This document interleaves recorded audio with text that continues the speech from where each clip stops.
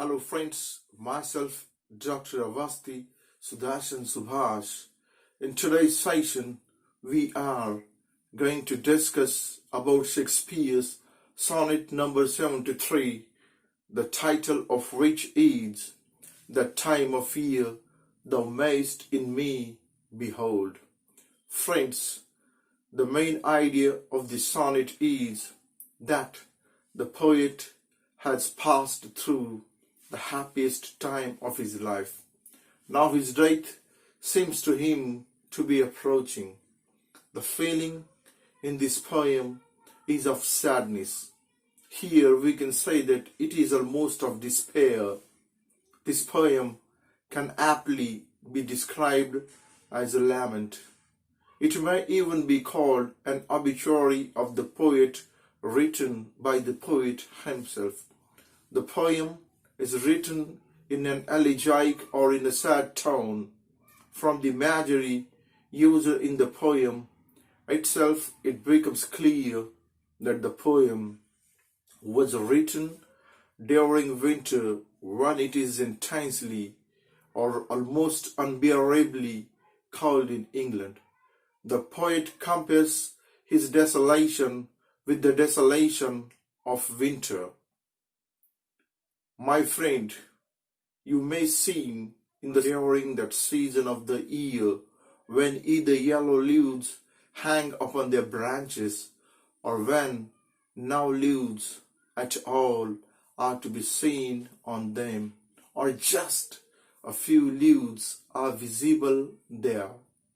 The trees in that season, that is winter season, may be compared to empty cathedrals or to empty monasteries which lie in ruins.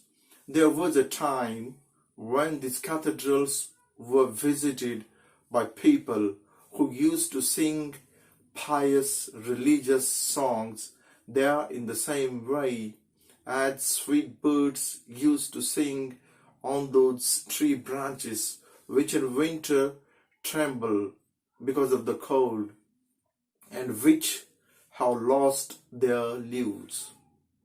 So, my friends, the poet writes, "That time of year thou mayst in me behold, when yellow leaves or none or few do hang upon those boughs which shake against the cold.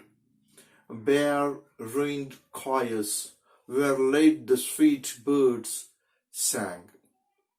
He further says that by seeing me at this time of my life, you can form an idea of the semi-darkness of an evening when the sun had set in the western sky.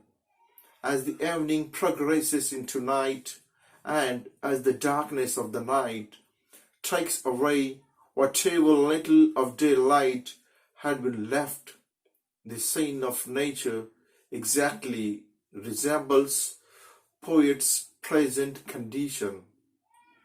The night is an image of death, and like death, the night puts an end to every activity. Thus, the poet says, "I too am moving towards death, or death is moving towards me." There is something else which it resembles. Further, the poet says that in me you may see the fading glow of embers which are turning into ashes. My youth has declined, and I too am turning into ashes. The ashes which once nourished with the fire are now beginning to choke the fire, and the energy and vitality of my youth are likewise giving way to the oppressiveness of old age, which will soon take me to death.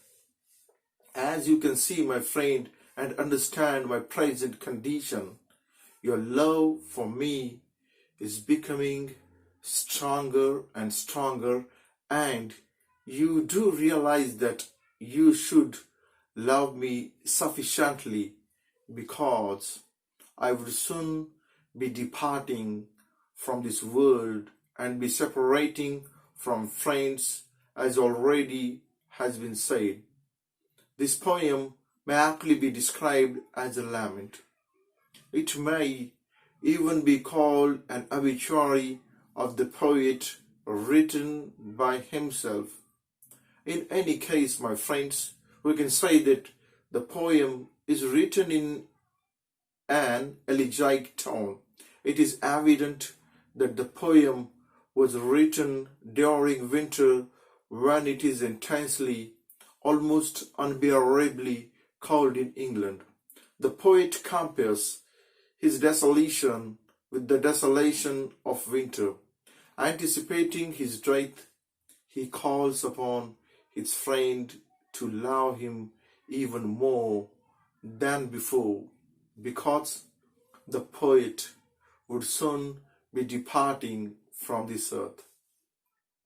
The poem contains several vivid pictures: the yellow leaves upon the trees, the bare ruined choirs, the twilight of such day, and the glowing of such fire. Each of these pictures has been used as a metaphor to convey to us an idea of the poet's sad plight. However, the real purpose of the poet here seems to be to enhance his friend's love for him. So, my friends, as we know that, like every other poem composed for its friend, the poet Shakespeare has composed this poem, this sonnet, also for his friend. And the main purpose of this sonnet was to make his friend aware Shakespeare's love for him and the speed of time, which is just going to take Shakespeare himself away from his dear friend. So that was all about this poem. Thank you.